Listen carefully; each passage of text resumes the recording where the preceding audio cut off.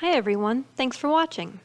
One of the skills you should have as a manager is understanding what motivates your employees. Here, we'll review goals identified in my article and apply them to higher education settings. Our agenda for today is as follows. We'll identify the 8 categories of goals, highlight what makes each goal different, and as always, I'll share takeaways.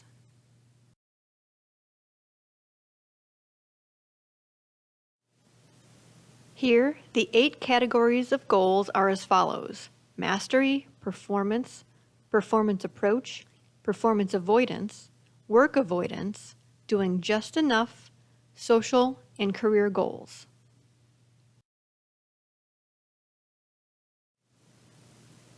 A mastery goal is defined as aspiring towards mastering a new ability or acquiring new knowledge. An example of a mastery goal would be a student earning a degree. Those who seek mastery are often successful in academics because following the structure sets you up for success.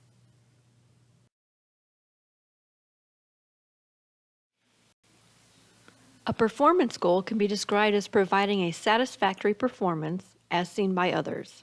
An example of a performance goal would be a student's GPA. This demonstrated that the program of study outlined an expected performance by the institution was successfully completed by the student.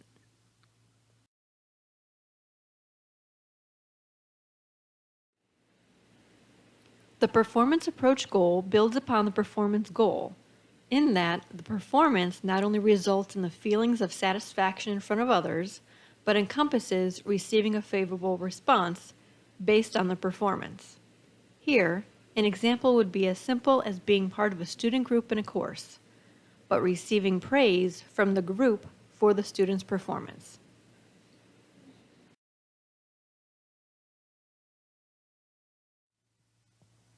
The performance avoidance goal is interesting. Here, it means that an individual would prefer not to perform a task for fear of an unfavorable response of others.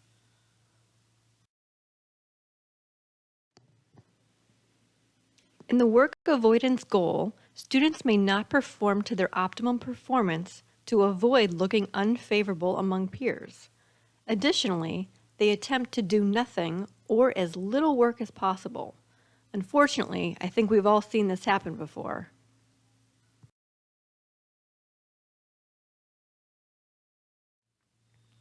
The doing just enough goal allows students to perform with enough effort as not to be shamed.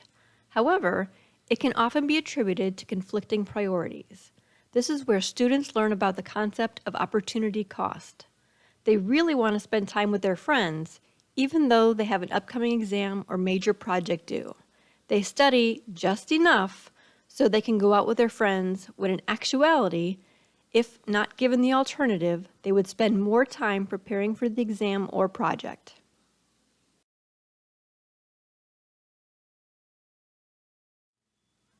Social goals, specifically for students of any age, were not always productive and can significantly impact academic performance as well as behavior. Oftentimes, social goals were used to gain power, including over others, obtaining a particular status, forming or maintaining friendships, and/or obtaining the approval of others.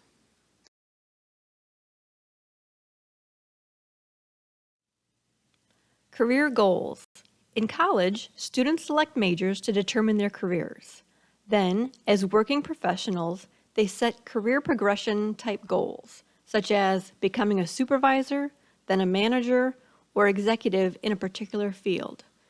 The achievement of these goals can have a number of factors, title, salary, sense of achievement, etc., ultimately bringing a sense of satisfaction and accomplishment, which initially motivated them in the first place.